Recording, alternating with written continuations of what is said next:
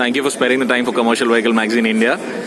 Just wanted to understand, you mentioned a very important point. You want to differentiate yourself in Europe as a mass provider of electric solutions and pretty much change the cityscape. Tell us a little about that. What gives you that confidence? I think we have the full set of solutions. We have the right portfolio of products in terms of the type of technologies.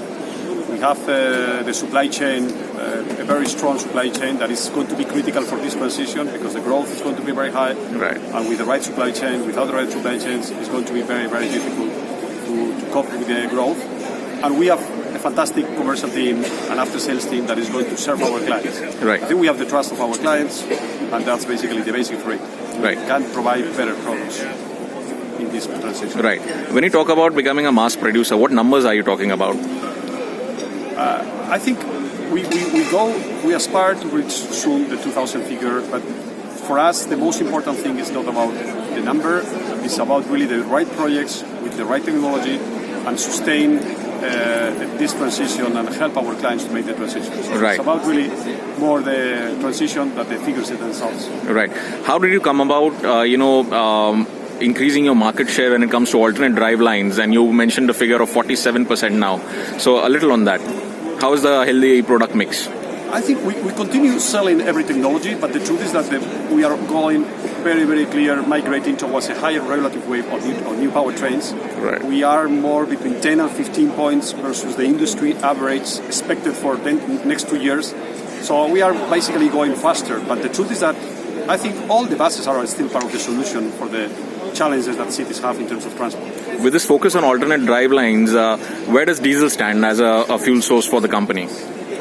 I think the new diesels are very, very efficient. So if they are used properly, they will also reduce emissions and reduce traffic jams if they are substituting individual cars in the cities. So right. They are also part of the solution, but progressively they will be less part of the mix because other technologies are taking a larger part of this mix. Right.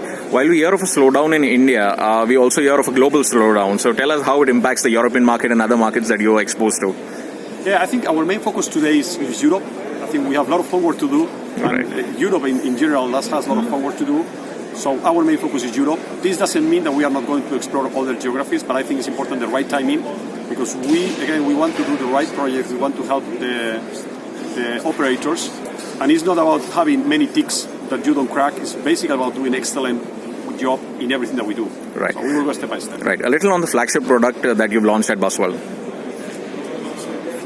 We have here a set of products that are going to be, again, reinforcing our portfolio. So first of all, the 24-meter is going to be a solution not for every city, not for every line. It's a very special solution, but it can be a fantastic solution for cities where the BRT is as part of the solution, and it's going to be a very, very good performance vehicle. The hydrogen, is the new of the family. We have been doing hydrogen now since 2014, probably one of the first players in the industry. But we have a new since this year, and we already have orders for this new vehicle. It's a good complementary product for the rest of the fleet. Right. And these are the two main new things that we are bringing here. Before I come to the last question, a word on Brexit, because it's a very crucial time. A lot of important things are happening parallel to this expo, and we believe that the next coming weeks are very crucial to that deal. So a little on where do you see this deal moving forward? I know it's not an easy guess to make, but where do you see it going, and how do you see it impacting business either ways? First of all, we don't do business right now in the UK, so basically our business is focused on the continental Europe. So for us, it's less an emergency issue to solve. But of course, I'm not an expert in Brexit, so we will see. We hope the best, of course, for the UK, for Europe. And again, for the moment, it's not changing our business model because we are not present in the UK. Right. To end it all, medium to long term, your growth areas and challenge areas. I think growth areas, first of all, we need to really grow in the transition towards electromobility. First of all, across Europe, we want to really serve every type of city, every type of challenges.